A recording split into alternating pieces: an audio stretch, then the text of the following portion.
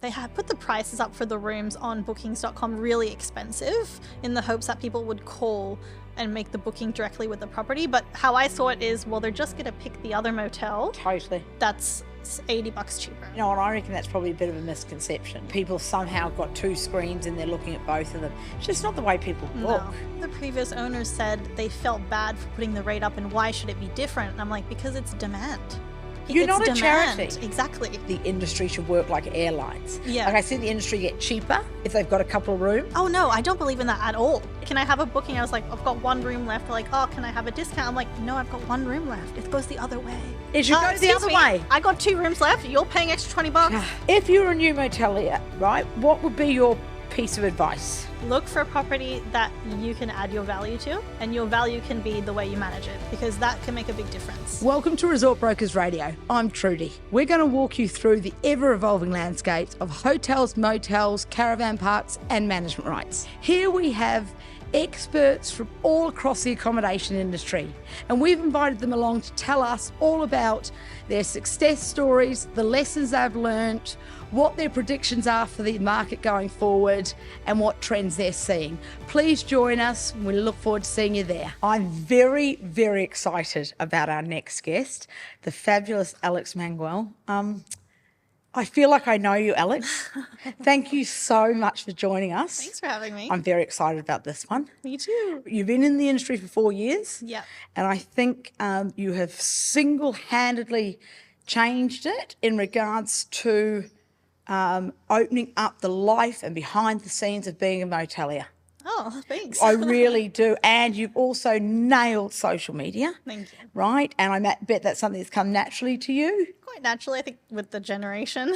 Exactly. Yeah. But, you know, it'd be one of the biggest challenges that that the traditional demographic may have found. Yeah.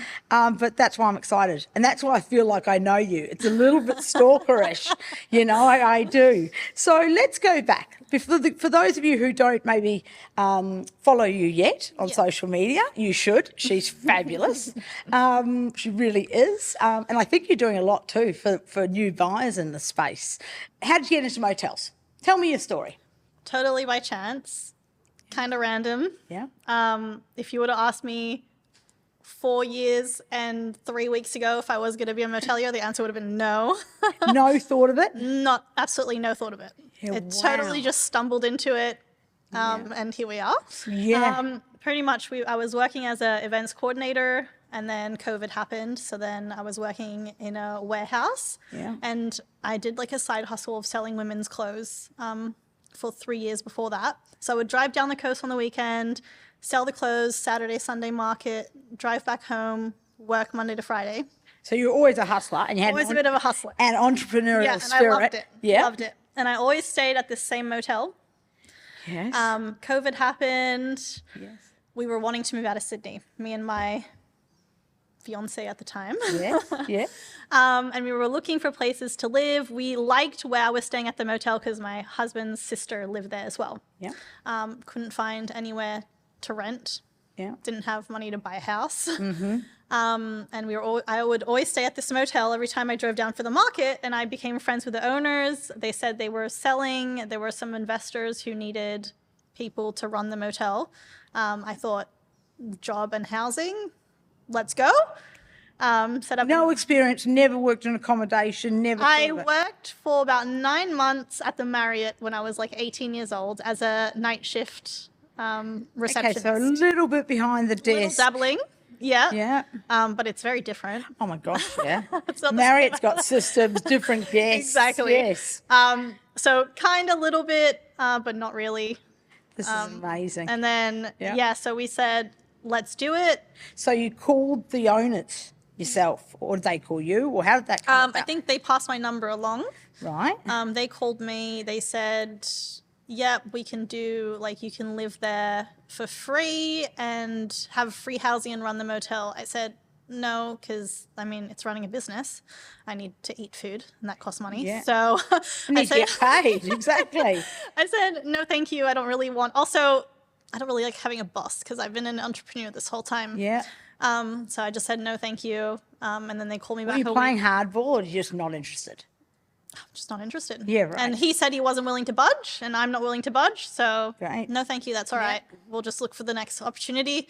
Then he called me back a week later, and then I said, like, let's do a lease. I would rather pay you, and it's my business, and I'm my own boss, than the other way around. Because you knew it was good business because you'd stayed there for so long. Stayed there for so long. Also, because I was friends with the owners. I Yes. sat down with them, had a chat. They talked me through it. They were super nice. What they were making and so on, exactly. so you're confident. They were really open with they were really friendly. Yeah. Um, Wow.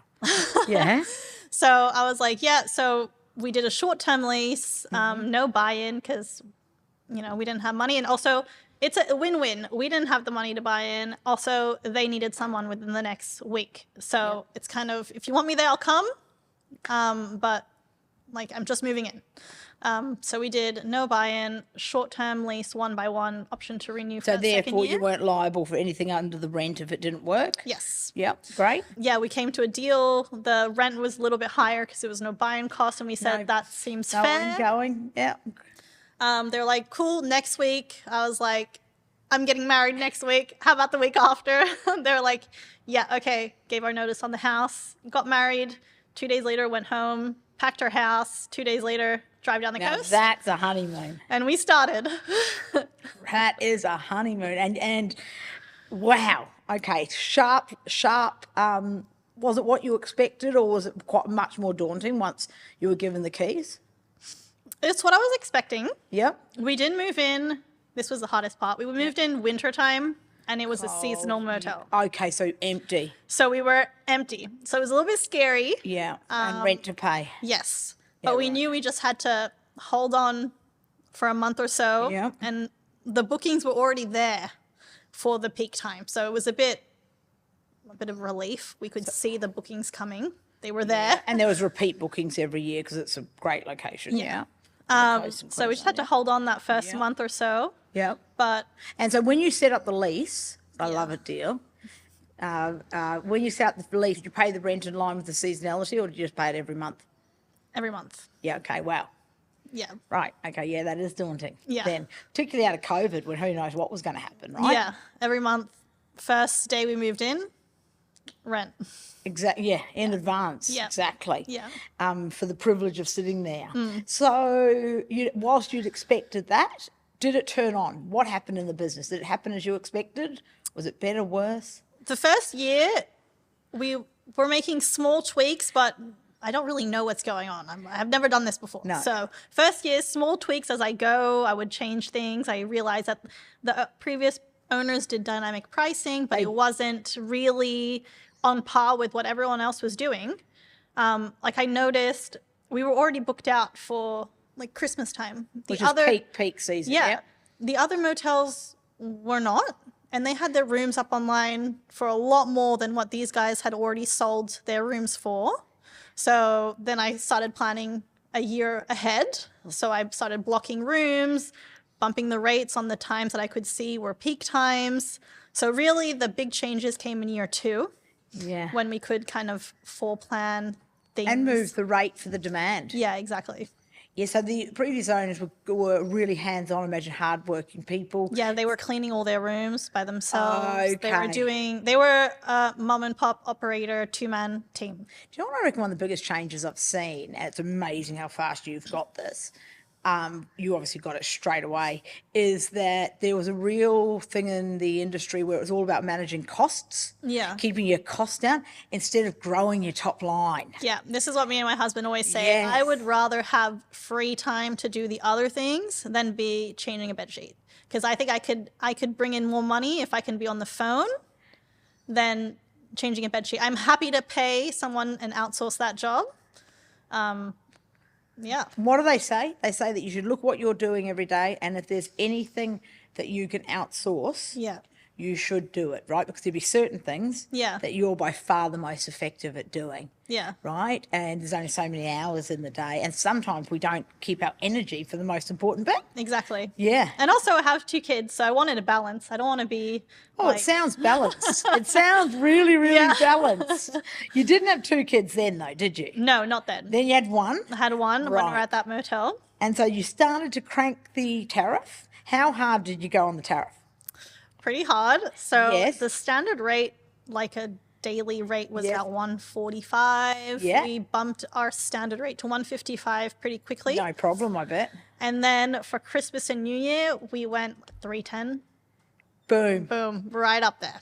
So doubled. Yeah. So effectively, Christmas went from a month to 2 months in regards to your P&L. Yes. But your operating costs stay the same. Yep. Yeah, wow. Yeah. And so how amazing. And that wasn't why you took it. You took it because of the free living, getting out of the city. Yes. But that was just the opportunity and you maximised on it that fast. Yeah, I just saw it and I was like, well, I know the previous owners said they felt bad for putting the rate up and why should it be different? And I'm like, because it's demand. You're It's not a demand. charity. Exactly. You're a business and it's demand. If there's no rooms left in town. Also, everyone's passing every other cost on. That's why I think with what's happening with fuel, it's got to be passed on to the end user. Yeah. And there will be a little bit of lag in occupancy. Yeah. I really want the whole industry to hold on to rate. Yeah. You know, that's where the profit sits. Yeah.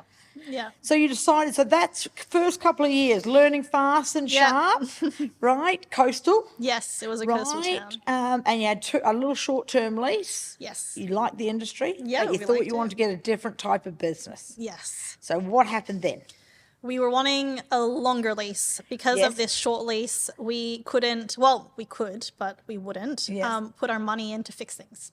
Like, Okay. I want to make it better, but I'm not going to put my cash in if I'm going to be gone next year. So Yeah. then we were like, okay, longer lease. We Yes. want something that we can build more. So we started looking. Mm-hmm. Also, no more seasonal. I was not a fan of the dead winter. You want to make money all year round, all year don't round. you? And also the demands of someone coming for a weekend getaway and a worker is not the same. So explain that a little bit. Well, very tactfully, because we love all our guests here. Yeah. It's like our clients.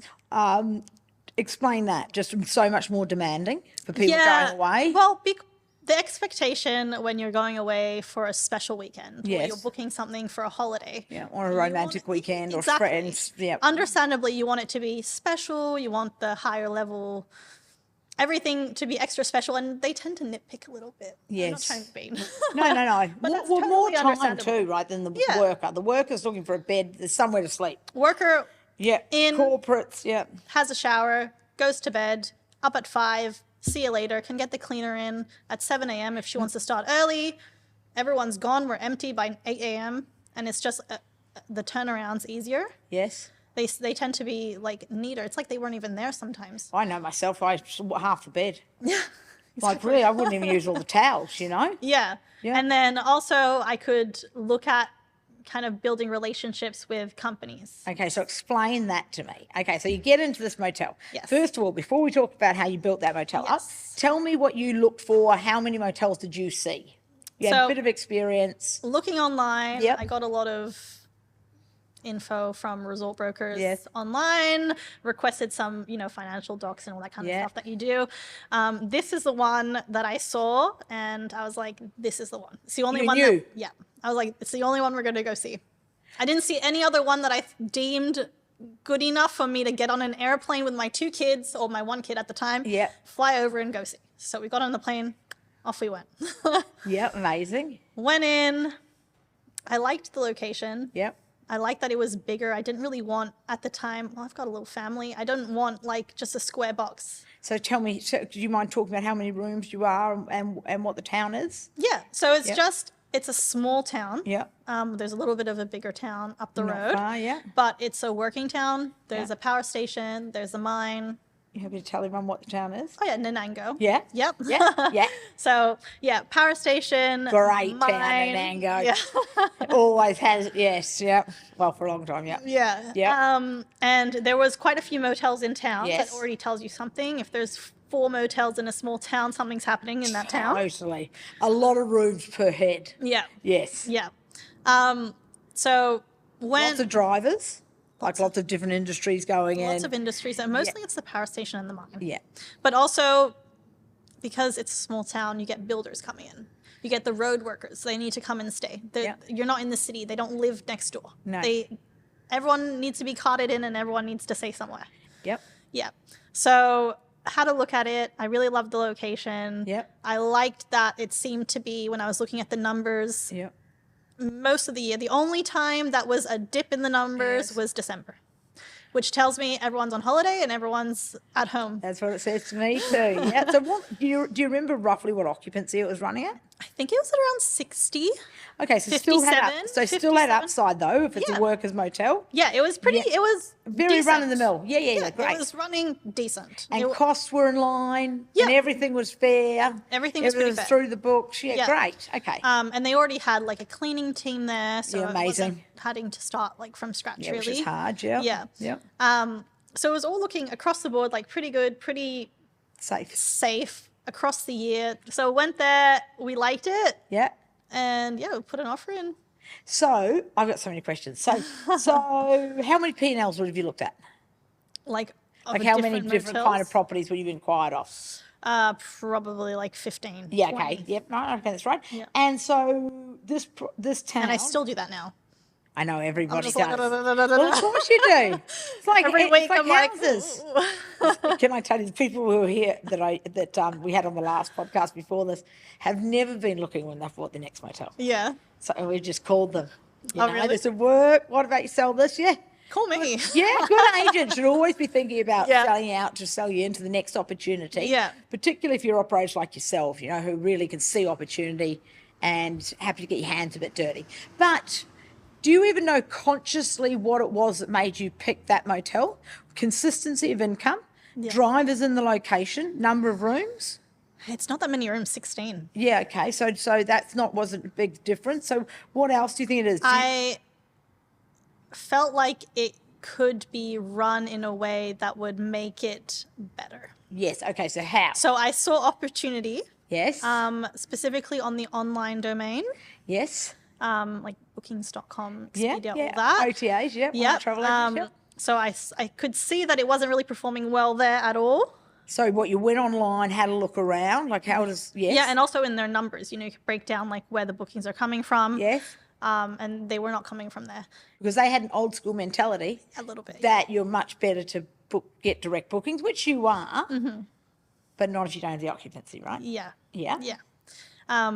Also, they had put the prices up for the rooms on bookings.com really expensive in the hopes that people would call and make the booking directly with the property. But how I saw it is, well, they're just going to pick the other motel Totally. that's $80 cheaper. So Yeah. you've lost that customer. You're not converting them into a phone call. Do you know what? I reckon that's probably a bit of a misconception. Yeah. You know what I mean? That people somehow got two screens and they're looking at both of them. It's just not the way people book. No. If they're going to book on bookings.com, they're going to book on bookings.com. And they're going to compare a few prices. Yeah. And then it's going to be a quality pricing location. That's it, isn't it, really? Yeah. It's that simple. So when you say they had different rates, because we see that a bit, Yeah. how different was the rate? I think it was like, so the standard rate they were selling the rooms at when we moved in was about 140 to 145. The rate on bookings.com, I think, was around the 190, 195. Wow, mark. so they pretty much say don't book us. That's what I was Because that's getting. covering a lot more than the difference. Like often we'll Yes. see the difference Yes. there, which I can understand. And I do always believe that the industry should work like airlines. Yeah. Like I see the industry get cheaper if they've got a couple of rooms. Oh, no, I don't believe in that at all. It should go the Excuse other me, way. I got 2 rooms left. You're paying extra $20. And when I people couldn't- walk in and they're like, can I have a booking? I was like, I've got 1 room left. They're like, oh, can I have a discount? I'm like, no, I've got 1 room left. It goes the other way. Exactly like airlines. Exactly. Yeah, so, yes, I see that. And people do that. They're like, oh, try and sell it. And I'm like, no, first of all, I learned my lesson in the first 2 years. If you drop the rate too much, you get people you don't want.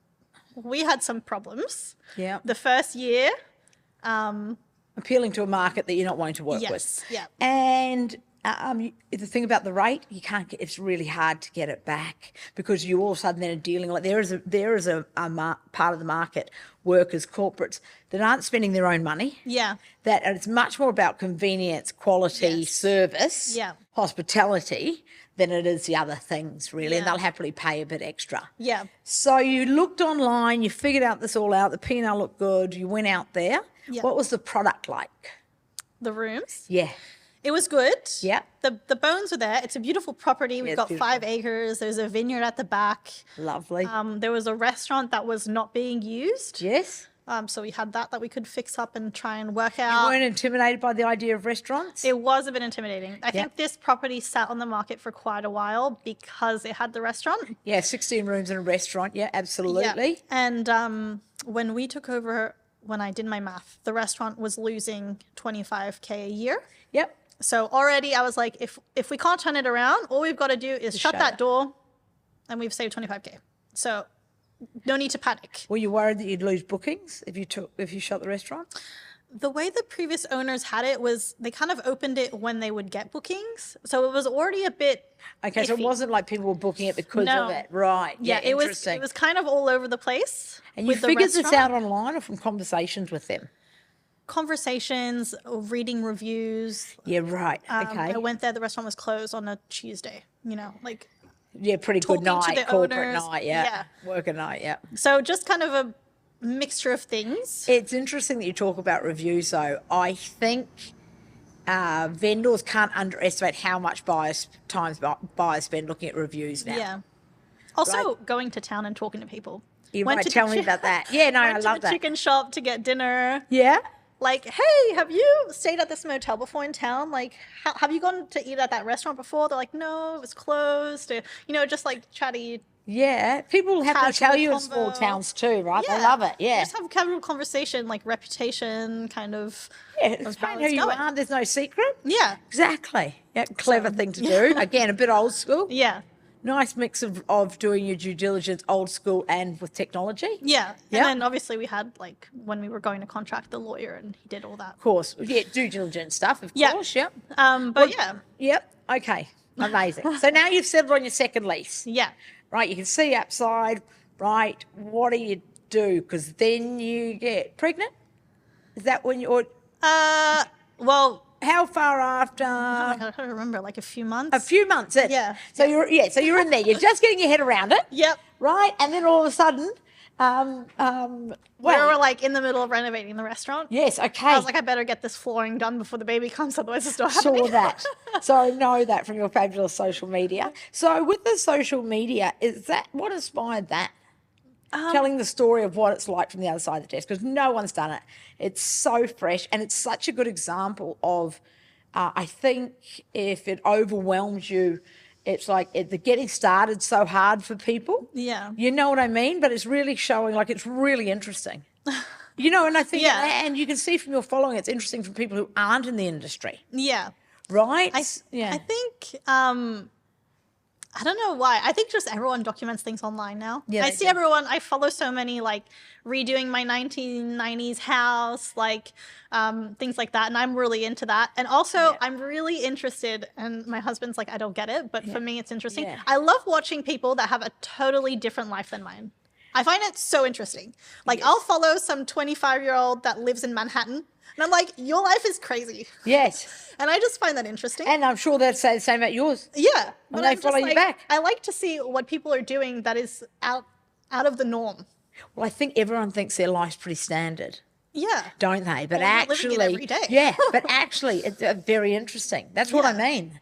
Like, even for me, it's been walking around motels since I was knee-high to a grasshopper. yeah, It's really interesting. yeah. So I thought, Yeah.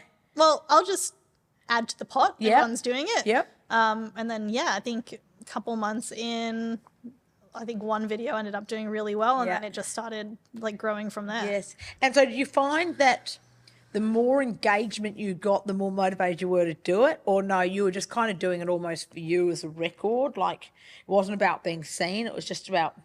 It's not about being Communicating? seen. I find it a little bit weird to be seen still. I'm a little bit, but Yeah, like you're a it comes shy with the person. game. Yeah, I Yeah, get I'm that. not like I'm quite No. shy in person. I'm not like super outgoing. No. But I kind of just treat it like a video diary. Yes, it's just all about the psychology of it, right? It's Yeah. just like moves.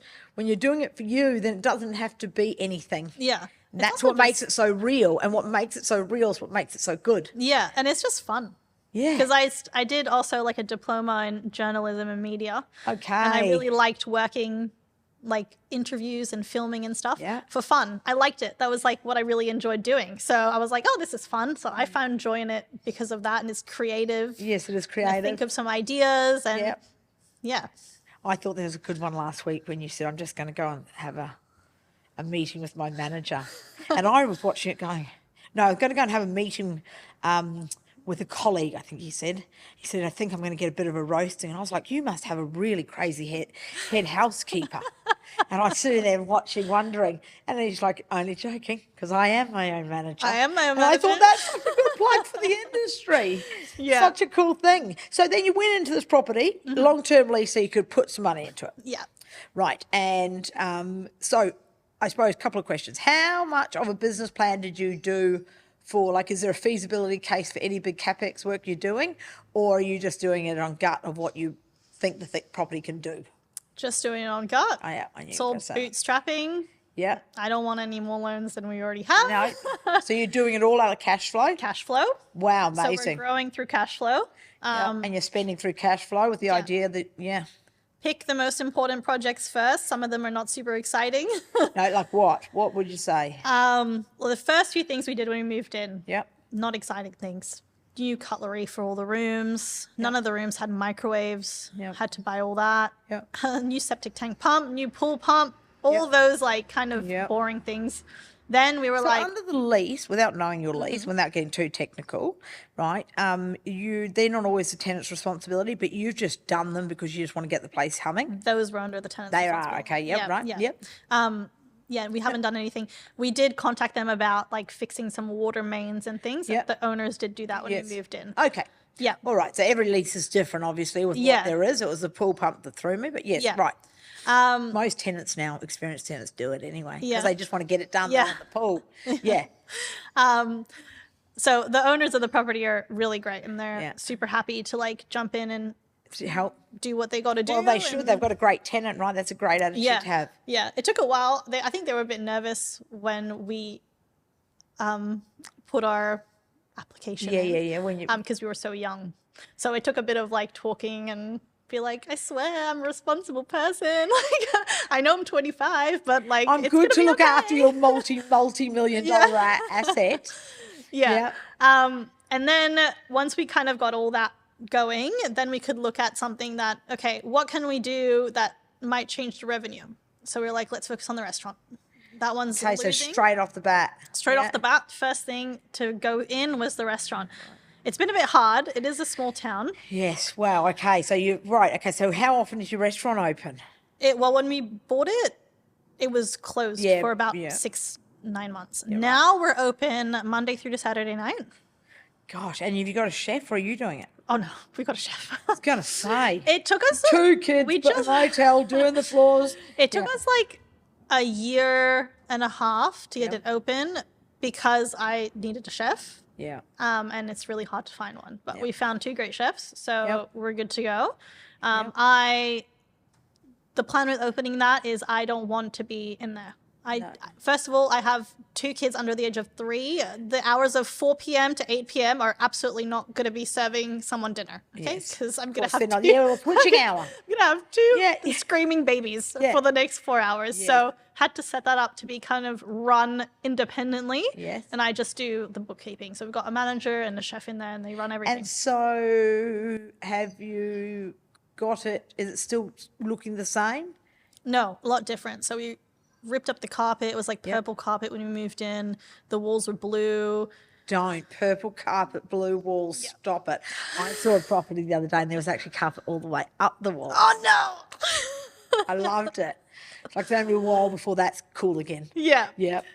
So we ripped up the carpet. Obviously, this is all in a budget. Yeah. So we laid down the flooring on our own. Yeah. I mean, you must almost be scared to rip up the floors because then you're not sure. Like, I think it's very brave. I think it's amazing. Yeah.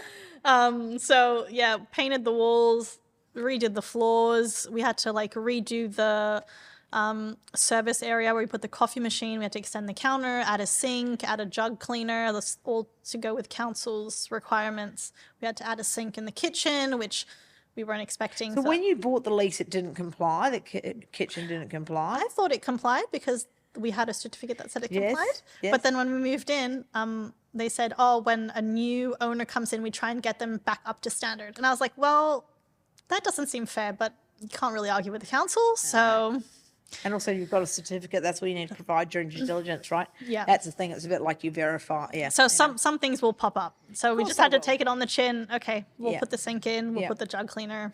Yeah. And also choose your battles, Choose right? your battles. Yeah. Yeah, that was not one I was No. willing to.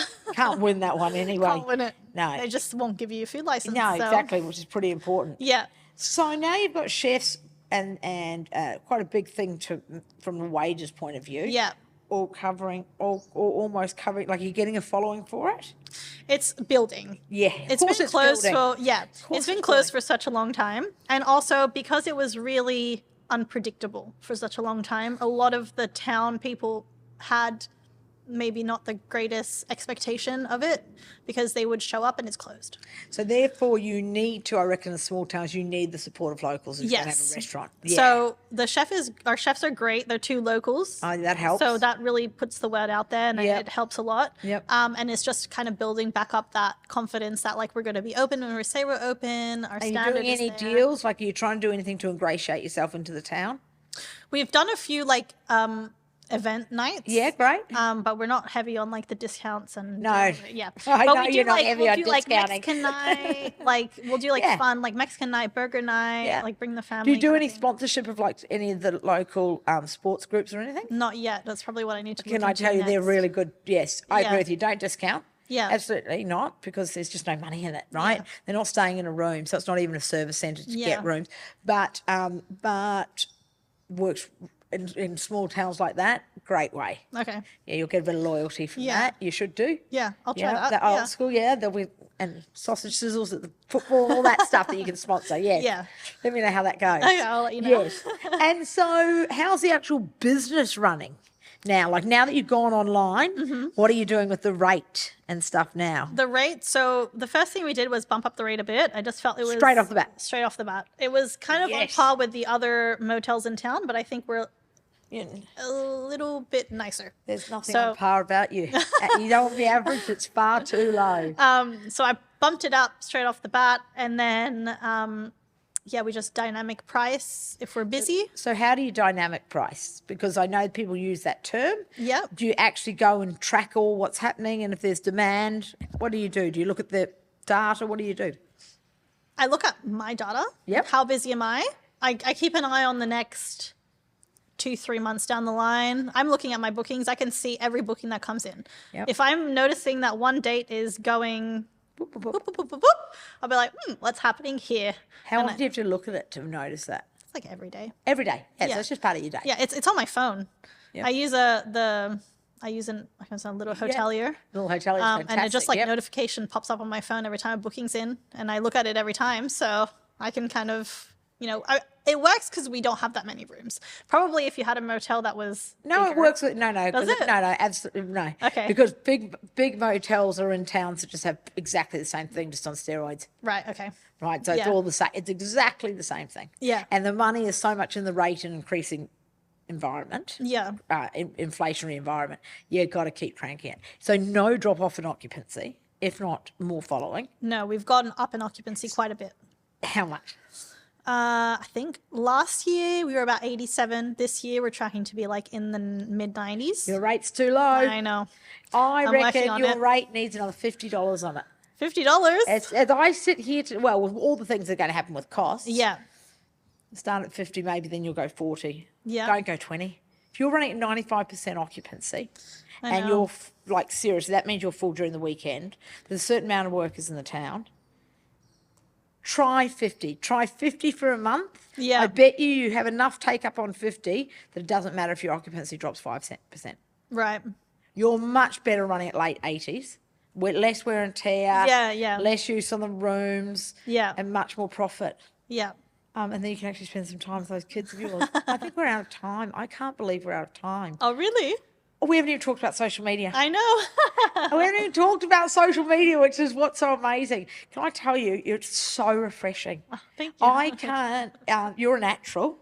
You're an Thanks. absolutely natural motelier. Yeah. And but you're a next generation one.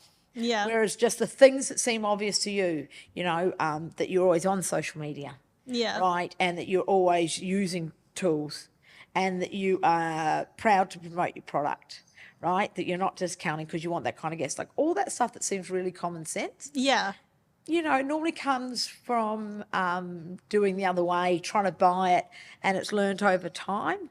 So I Right. really think you've got a lot to teach us all. I Right. hope you'll come back. Yeah. Tell me 2 questions before Yeah. we go. 'Cause we're going to go a bit over because I don't want to cut it off that early. If you're a new motelier, first-time motelier at any age, right, what would be your piece of advice? What would be a couple of pieces of advice or a piece of advice you'd give? If you're looking for property, Yes. look for a property that you can add your value to, Yes. and your value can be the way you manage it, because that can make a big difference. Yep. Management of a property can take you from 60 to 90 within 2 years. So look for a property that you can add your personal value to. I think that would be the first one. Yep. You don't need to look for a multi-million-dollar property if you can't afford it. You bring your value and your grit. Yeah, the grit. Yeah, Totally. and Yeah. your knowledge. And then the second one would be, I think, don't be scared. Yeah. I saw a quote the other day and I was like, this is so true. People are scared to do things and they're like, what if you fail? I was like, well, what if I fail? Then I'll just get a job like everyone else, 9 to 5. Like at the end of the day, my failure then just reverts me back to a normal life. So don't be scared. Take the plunge. If it feels like it's going too quickly or it's moving too fast or you're not ready, just do it. Just do it. Just do it. And I tell you, you're not going to Figure it out, muddle through. You'll It's get common there. sense, isn't it? Yeah. You I think just gotta- people get scared. They get scared. Also, you've got to genuinely like people. Yeah. Everyone thinks they like people, but they don't. I am so excited to watch your career. Thank you. I really, really am. We're going to have you back. Yeah. You can teach me how to do some social media. I need to talk down to the camera and keep the videos coming. Thank you so, so much. Thanks for I having really me. enjoyed it. Thank you. Okay, till next time. Next time, yeah. Thank you. Thanks. Thank you so much for joining us at Resort Brokers Radio. Please subscribe and follow us and give us a 5-star review so we can be back again next time. Thanks a lot.